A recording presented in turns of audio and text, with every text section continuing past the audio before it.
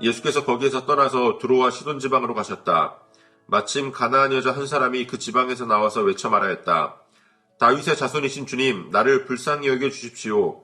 내 딸이 귀신이 들려 괴로워하고 있습니다. 그러나 예수께서는 한마디도 대답하지 않으셨다. 그때 제자들이 다가와서 예수께 간청하였다. 저 여자가 우리 뒤에서 외치고 있으니 그를 안심시켜서 떠나보내 주십시오. 예수께서 대답하셨다. 나는 오직 이스라엘 집에 길을 잃은 양들에게 보내심을 받았을 따름이다. 그러나 그 여자는 나와서 예수께 무릎을 꿇고 간청하였다. 주님, 나를 도와주십시오. 예수께서 대답하셨다. 자녀들의 빵을 집어서 개들에게 던져주는 것은 옳지 않다. 그 여자가 말하였다. 주님, 그렇습니다. 그러나 개들도 주인의 상에서 떨어지는 부스러기는 얻어먹습니다. 그제서야 예수께서 그 여자에게 말씀하셨다. 여자여, 참으로 내 믿음이 크다. 네 소원대로 되어라. 바로 그 시각에 그 여자의 딸이 나았다. 예수께서 거기에서 떠나서 갈릴리 바닷가에 가셨다. 그리고 산에 올라가서 거기에 앉으셨다. 많은 무리가 걷지 못하는 사람과 지체를 잃은 사람과 눈먼 사람과 말 못하는 사람과 그 밖에 아픈 사람을 많이 데리고 예수께로 다가와서 그 발 앞에 놓았다. 그러자 예수께서는 그들을 고쳐주셨다. 그래서 무리는 말 못하는 사람이 말을 하고 지체 장애인이 성한 몸이 되고 걷지 못하는 사람이 걸어다니고 눈먼 사람이 보게 된 것을 보고 놀랐고 이스라엘의 하나님께 영광을 돌렸다. 그때 예수께서 제자들을 가까이 불러놓고 말씀하셨다. 저 무리가 나와 함께 있은 지가 벌써 사흘이나 되었는데 먹을 것이 없으니 가엾다. 그들을 굶주린 채로 돌려보내고 싶지 않다. 가다가 길에서 쓰러질지도 모른다. 제자들이 예수께 말하였다. 여기는 빈들인데 이 많은 무리를 배불리 먹일 만한 빵을 무슨 수로 구하겠습니까? 예수께서 그들에게 물으셨다. 너희에게 빵이 몇 개나 있느냐? 그들이 대답하였다. 7개가 있습니다. 그리고 작은 물고기가 몇 마리 있습니다. 예수께서 무리에게 명하여 땅에 앉게 하시고 나서 빵 7개와 물고기를 들어서 감사기도를 드리신 다음에 떼어서 제자들에게 주시니 제자들이 무리에게 나누어 주었다. 사람들이 모두 배불리 먹었다. 그리고 나서 남은 부스러기를 주워 모으니 7광주리에 가득 찼다. 먹은 사람은 여자들과 아이들 외에도 남자만 4,000명이었다.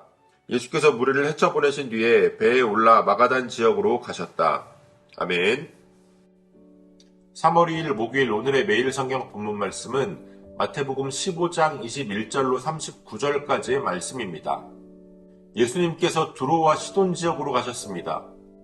두로와 시돈 땅은 유대인들이 멸시하는 이교도들, 이방인들의 땅입니다.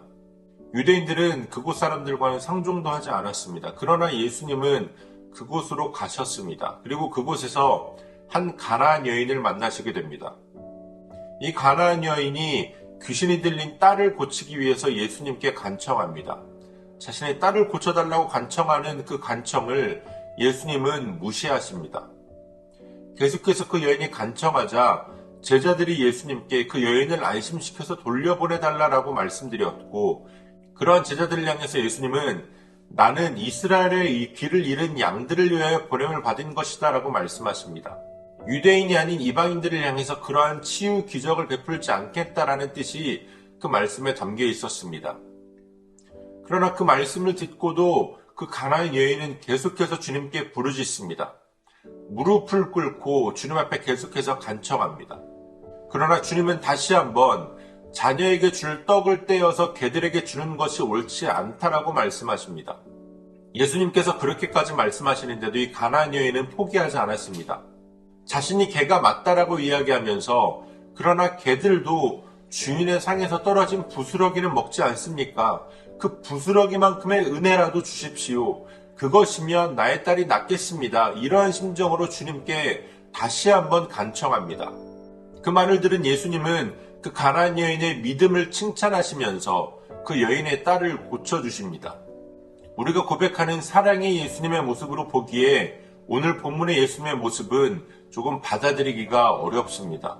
딸을 고쳐달라는 여인의 간청을 거절하고 그녀를 개에 비유해서 너에게 은혜를 베풀지 않겠다라고 거절하셨습니다.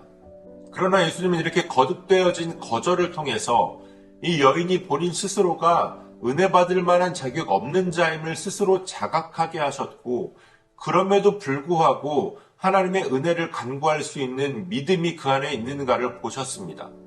그리고 예수님은 그 믿음대로 그 가나안 여인의 딸을 고쳐주셨습니다.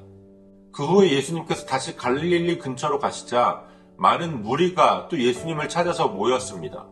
많은 사람들이 병자를 데리고 왔고 예수님은 그들을 고쳐주셨습니다.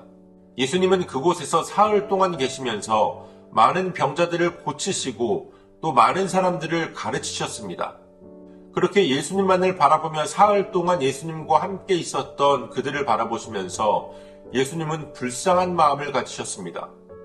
빈들에서 예수님만 바라보고 그들과 함께하는 그 무리들이 매우 굶주려 있었기 때문입니다.